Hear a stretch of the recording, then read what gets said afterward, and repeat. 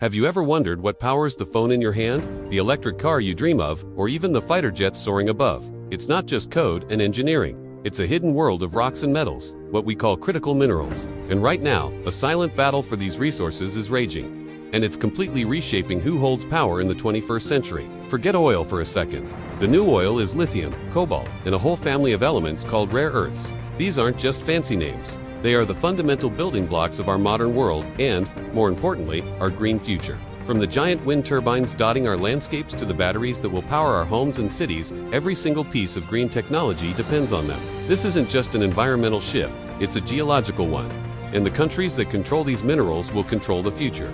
For decades, the global power map was drawn with oil pipelines, the Middle East, Russia, the United States. Their influence was directly tied to their oil reserves. But as we pivot away from fossil fuels, that map is being completely redrawn. The new epicenters of power aren't necessarily oil-rich nations anymore. Instead, we're looking at places like the Democratic Republic of Congo, which holds over half of the world's cobalt. We're looking at Chile, Bolivia, and Argentina, the lithium triangle that contains more than half of the globe's lithium reserves. And most significantly, we're looking at China. This is where the story gets really interesting. China saw this coming decades ago. While the rest of the world was focused on oil, China was quietly, strategically, and aggressively securing its dominance over the critical mineral supply chain.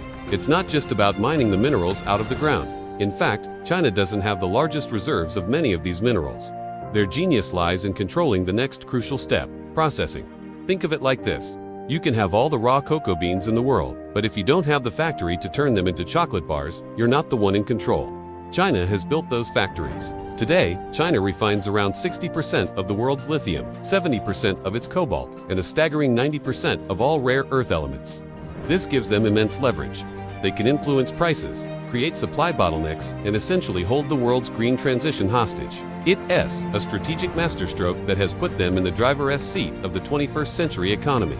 So, how did this happen? It was a long game. Through state-backed investments, Chinese companies bought stakes in mines from Africa to South America. They developed cutting-edge, albeit often environmentally challenging, refining techniques. They offered deals and infrastructure projects to resource-rich countries that Western nations often overlooked. They played chess while others were still playing checkers. Now, the rest of the world is waking up and scrambling to catch up. The United States, Europe, and other allied nations have realized they are dangerously dependent on a single geopolitical rival for the materials essential to their economic and national security. It's a massive vulnerability. Imagine a trade dispute where the supply of minerals needed for everything from your laptop to military-grade defense systems is suddenly cut off. That's the reality they're facing.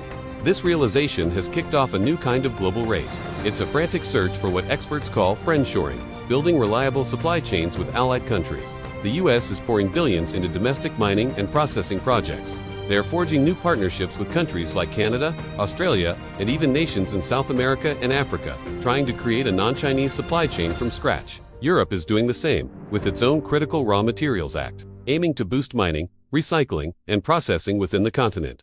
But it's not easy. Building a mine is a decade-long project at least. It's expensive, and it often faces fierce local opposition due to environmental concerns. Mining is a messy business, and for years, Western countries were happy to outsource the environmental and social costs to other parts of the world. Now they're confronting the difficult reality of needing to bring it back home. A classic, not in my backyard problem. This battle is also being fought on the technological front. Scientists are racing to find ways to use fewer critical minerals in their products. Can we build batteries with less cobalt, or none at all? Can we design electric motors that don't rely on rare earths? Recycling is another huge piece of the puzzle. The millions of tons of old electronics we throw away are essentially urban mines, filled with valuable minerals.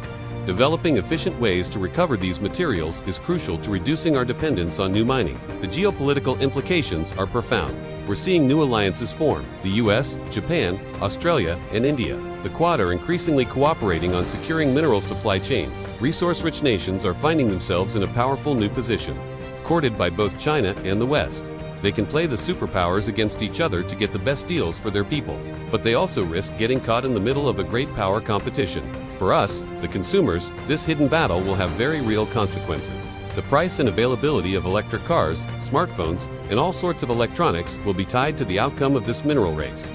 It could slow down the green transition if supply can't keep up with demand, or if geopolitical tensions cause price spikes. So what does the future hold? It's unlikely that the West will be able to completely disentangle itself from China's supply chain anytime soon. The dependence is just too deep. The more realistic goal is diversification, creating enough alternative sources so that no single country can pull the plug on the global economy.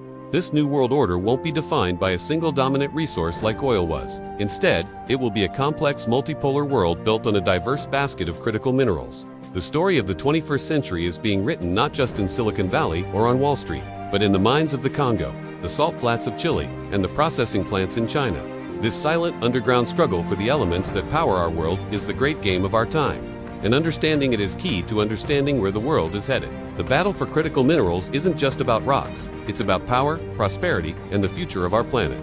Thanks so much for watching. If you found this look into the hidden world of geopolitics and resources fascinating, make sure to hit that like button and subscribe for more deep dives.